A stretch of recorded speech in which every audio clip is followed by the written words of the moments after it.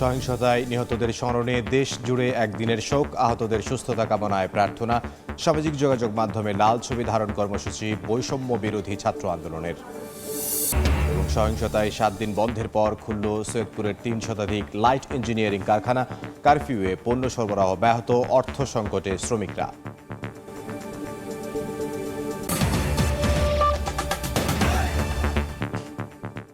আমন্ত্রণ সময় সংবাদের নিয়মিত আয়োজন। বিভাগীয় সময়ে থাকছে সপ্তাহের 7 দিন ভিন্ন ভিন্ন বিভাগের সংবাদ নিয়ে।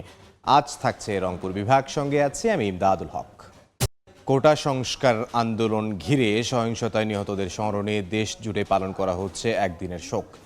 রংপুরে সকাল থেকেই নগরীর সরকারি, আধা সরকারি, স্বায়ত্তশাসিত বিভিন্ন প্রতিষ্ঠানে অর্ধনমিত রাখা হয় জাতীয় পতাকা।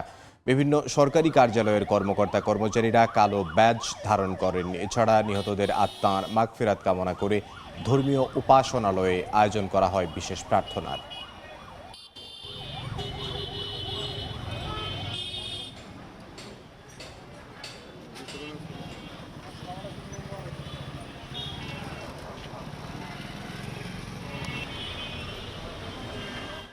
যে সকল পরিবারে শোকাহত হয়েছেন সে সকল পরিবারের প্রতি আমাদের সমবেদনা জ্ঞাপন করছি। আগামীতে অশুভ কোনো শক্তি যাতে বাংলাদেশে শকুনের ছায়া, শকুনের চোখ যাতে বসাতে না পারে, এদিকে আমাদের সকলকে সজাগ এবং সতর্ক থাকার জন্য আমি অনুরোধ করছি। সারা দেশে শোক পালন করা হচ্ছে, তো তারই অংশ হিসেবে আমরা কালো ব্যাজ ধারণ করেছি এবং প্রত্যেকটা মসজিদে আমরা বিশেষ দোয়ার আয়োজন করছি এবং প্রত্যেকটা উপাসনালয়, যে মন্দির, প্যাগোডা, গির্জা আছে, সেখানে আমরা বিশেষ প্রার্থনার আয়োজন করেছি। এদিকে কোটা সংস্কার আন্দোলনে নিহতদের স্মরণে সামাজিক যোগাযোগ মাধ্যমে লাল ছবি ধারণ কর্মসূচি পালন করছে বৈষম্য বিরোধী ছাত্র আন্দোলন। নিহতদের স্মরণে শোকের প্রতীক কালোর পরিবর্তে ফেসবুকে প্রোফাইল পিকচার লাল ছবি ধারণ কর্মসূচি দেন তারা। বৈষম্য বিরোধী ছাত্র আন্দোলনের আহ্বানে সাড়া দিয়ে অনেকেই ফেসবুকে লাল রক্তবর্ণের প্রতীক ব্যবহার করতে দেখা গেছে। প্রতিবাদ স্বরূপ অনেকেই বিভিন্ন ধরনের প্রতিবাদী স্লোগান সম্বলিত ছবি ব্যবহার করছেন। কেউ আবার বিচারও দাবি করছেন লাল প্রতীকের ছবি সম্বলিত ব্যানারে। বিভাগীয় সময়ে আরও থাকছে দুদফা বন্যায় গাইবান্ধায় 30,000 হেক্টর জমির ফসলের ক্ষতি, নষ্ট হয়েছে পাট, মরিচ সহ আমনের বীজতলা। পানি কমতেই কুড়িগ্রামে তীব্র হয়েছে নদী ভাঙন। রংপুরে সংঘর্ষ, ভাঙচুর ও নাশকতার ঘটনায় এখন পর্যন্ত মামলা হয়েছে 21টি। মঙ্গলবার পর্যন্ত এসব মামলায় 257 জনকে গ্রেফতার করেছে আইনশৃঙ্খলা রক্ষাকারী বাহিনী। তবে নিরপরাধ কাউকেই গ্রেফতার বা হয়রানি করা হচ্ছে না বলে জানিয়েছে পুলিশ। শিক্ষার্থীদের কোটা সংস্কার আন্দোলনকে কেন্দ্র করে 16 থেকে 19 জুলাই পর্যন্ত ব্যাপক তাণ্ডব চালায় নাশকতাকারীরা। ভাঙচুরও পুড়ে দেওয়া হয়েছে বিভিন্ন সরকারি বেসরকারি স্থাপনা। প্রতিষ্ঠানগুলোর দেয়া তথ্য মতে এই ক্ষতির পরিমাণ অন্তত $250 কোটি টাকা। এরই মধ্যে সহিংসতাকারীদের চিহ্নিত করতে সাঁড়াশি অভিযানে নেমেছে আইনশৃঙ্খলা বাহিনী। যারা এইরকম নৈরাজ্যকর পরিস্থিতির সাথে জড়িত তাদেরকে আমরা গ্রেফতার করা শুরু করেছি এবং এটি অব্যাহত থাকবে। যারা জড়িত তাদেরকে আমরা গোয়েন্দা নজরদারির ভিতরে রাখছি, তথ্য সংগ্রহ চলমান রয়েছে। তবে নিরপরাধ কাউকে গ্রেফতার বা হয়রানি করা হচ্ছে না বলে জানিয়েছে পুলিশ। কেউ কোনো থানায় যদি কাউকে গ্রেফতার করে নিয়ে আসে এবং সে যদি ইনোসেন্ট মনে হয় কারো কাছে, তাহলে সেই অভিযোগটা আমাদের কাছে দিতে পারে। ভেরিফাই করে যদি আমরা সেরকম কিছু না পাই তাহলে অবশ্যই তাকে আমরা রিলিজ করে দিচ্ছি। পুলিশের দেয়া তথ্য মতে এখন পর্যন্ত নাশকতার ঘটনায় 21টি মামলা হয়েছে। 30 জুলাই পর্যন্ত গ্রেফতার করা হয়েছে 257 জনকে। নাজমুল ইসলাম নিশাত, সময় সংবাদ, রংপুর। চলমান রাজনৈতিক অস্থিরতার কারণে 1 সপ্তাহ বন্ধ থাকার পর খুলেছে নীলফামারী সৈয়দপুরের প্রায় 3 শতাধিক লাইট ইঞ্জিনিয়ারিং কারখানা। ব্যবসায়ীরা জানান, উৎপাদন বন্ধ থাকায় সময়মতো ডেলিভারি দেওয়া যাচ্ছে না মেশিনারিজ পণ্য। মোহাম্মদ সোহেলের ছবিতে শাকির হোসেন বাদলের রিপোর্ট। কোটা সংস্কার আন্দোলনের সহিংসতা ও চলমান কারফিউর কারণে 1 সপ্তাহ বন্ধ ছিল নীলফামারীর সৈয়দপুরের লাইট ইঞ্জিনিয়ারিং কারখানাগুলো। গত শনিবার থেকে কারখানার তালা খুললেও অর্ডার ডেলিভারি দিতে হিমশিম খাচ্ছে মালিকপক্ষ। সৈয়দপুরের কারখানাগুলোতে তৈরি করা হয় বড় বড় আমদানি করা মেশিনের খুচরা যন্ত্রাংশ ও কৃষি সরঞ্জাম। 3 শতাধিক কারখানায় কাজ করেন প্রায় 5,000 শ্রমিক কর্মচারী। গত 19 জুলাই কোটা সংস্কার আন্দোলনের সহিংসতা ও কারফিউর কারণে কারখানা বন্ধ রাখতে বাধ্য হয় মালিকপক্ষ। তারা জানান সময় মতো যন্ত্রাংশ ডেলিভারি দিতে না পারায় ক্রেতারা টাকা দিতেও গড়িমসি করছে। এক সপ্তাহের মজুরি না পেয়ে আর্থিক সংকটে আছেন শ্রমিকরা। প্রোডাকশনও আমাদের বন্ধ, এই কারণে আমাদের প্রায় বিরাট ক্ষয়ক্ষতি হয়েছে। মালিক পক্ষ যেরকম ক্ষতি হচ্ছে সেরকম কিন্তু শ্রমিক পক্ষও ক্ষতি হচ্ছে। 5-4 দিন বন্ধ গেল, আমাদের তো কোনো হাজিরা পাওয়া যায় না। শীঘ্রই চলমান সংকট নিরসন করে কারখানার উৎপাদন স্বাভাবিক রাখার আহ্বান ব্যবসায়ী নেতাদের। আর যেন দেরি না হয়, যত দ্রুত পারা যাক এই সমস্যার সমাধান করা। সৈয়দপুরের ব্যবসায়ী সমিতির তথ্যমতে উৎপাদন বন্ধ থাকায় গত এক সপ্তাহে লাইট ইঞ্জিনিয়ারিং কারখানাগুলোর অন্তত 15 কোটি টাকার ক্ষতি হয়েছে। শাকির হোসেন বাদল, সময় সংবাদ, নীলফামারী। চলতি বছর 2 দফা বন্যায় গাইবান্ধার প্রায় 30,000 হেক্টর জমির ফসলের ক্ষতি হয়েছে।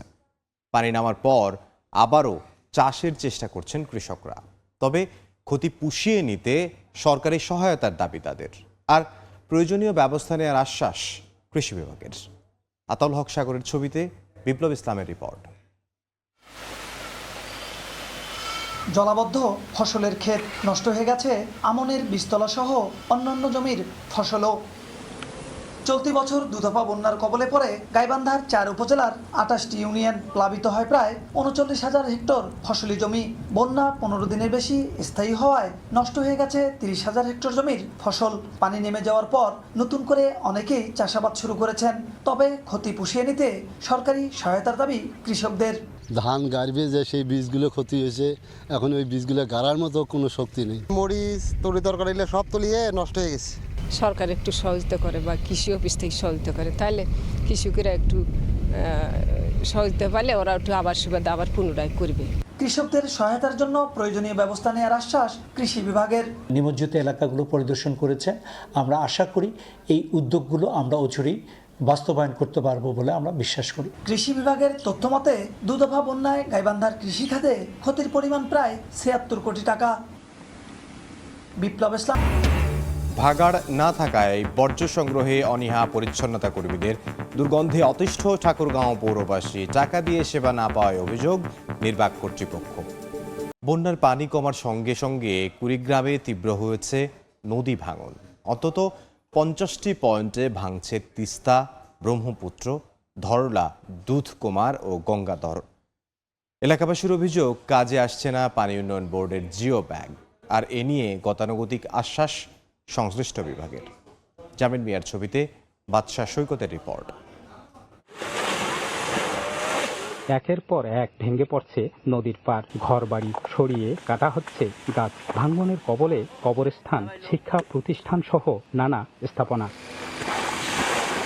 কুড়িগ্রামের রাজারহাট উপজেলার ঘড়িয়ালডাঙ্গা ইউনিয়নের বিভিন্ন পয়েন্টে ভাঙছে তিস্তার পার। শুধু তিস্তা নয়, বন্যার পানি কমার সঙ্গে জেলার অন্তত 50টি পয়েন্টে তীর ভাঙছে জেলার 5টি বড় নদী।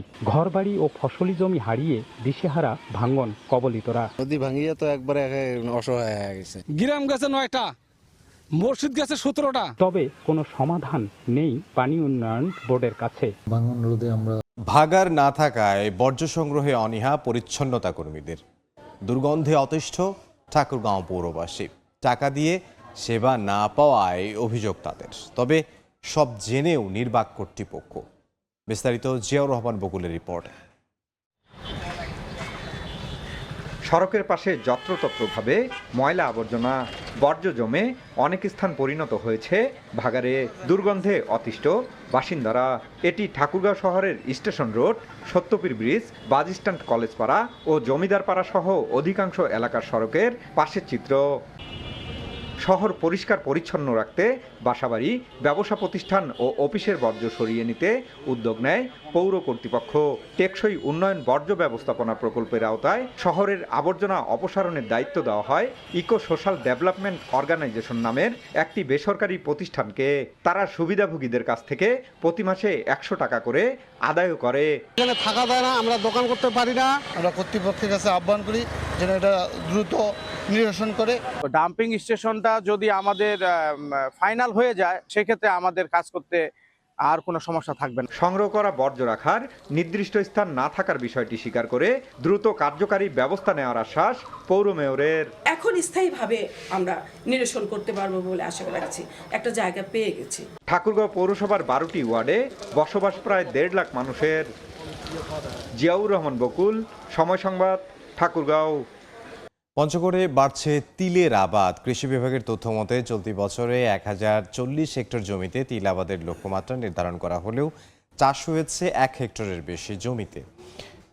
কৃষক জানান, আমন ধান চাষের পর জমি পতিত ফেলে না রেখে তিল আবাদ করছেন তারা। লাভজনক রোগ কম হওয়ায় দিন দিন চাষ বাড়াচ্ছেন তারা। এদিকে এ ফসলের উৎপাদন বাড়াতে চাষিদের সব ধরনের সহায়তার আশ্বাস কৃষি বিভাগের।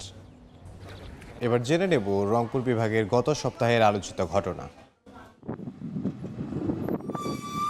গেল সপ্তাহে ইন্টারনেট বন্ধ থাকায় দিনাজপুরের হিলি স্থলবন্দরে বন্ধ হয়ে যায় আমদানি রপ্তানি কার্যক্রম। পণ্যের গুণগত মান নষ্ট হওয়ার শঙ্কায় ব্যবসায়ীদের অনুরোধে 23 জুলাই ম্যানুয়াল পদ্ধতিতে পণ্য ছাড় দিতে অনুমতি দেয় বন্দর কর্তৃপক্ষ। ওই দিন 85টি ভারতীয় ট্রাক থেকে পণ্য খালাস করা হয়।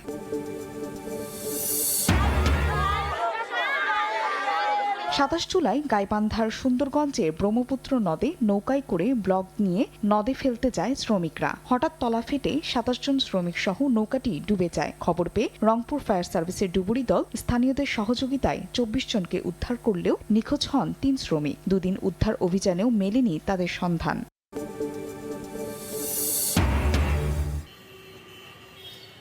সদর উপজেলা পরিষদ চত্বরে পুকুরে গোসল করতে নামে কালেক্টরেট স্কুলের 9ম শ্রেণীর শিক্ষার্থী তামিম। এক পর্যায়ে পানিতে তলিয়ে যায় সে। খবর পেয়ে ফায়ার সার্ভিস ঘটনাস্থলে পৌঁছে তামিমকে উদ্ধার করে হাসপাতালে নিলে মৃত ঘোষণা করেন চিকিৎসক। বিভাগীয় সময়ের শীর্ষ সংবাদগুলো জানিয়ে দিচ্ছে আরও একবার।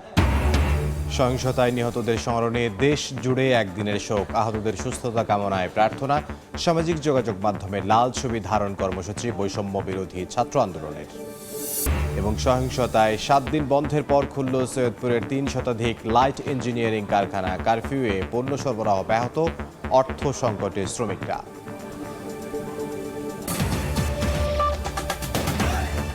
এই ছিল বিভাগীয় সময়ে। আগামীকাল থাকবো রাজশাহী বিভাগের আয়োজন নিয়ে। আন্তর্জাতিক সময় নিয়ে ফিরছি কিছুক্ষণ পর। সঙ্গে থাকুন সময়ের।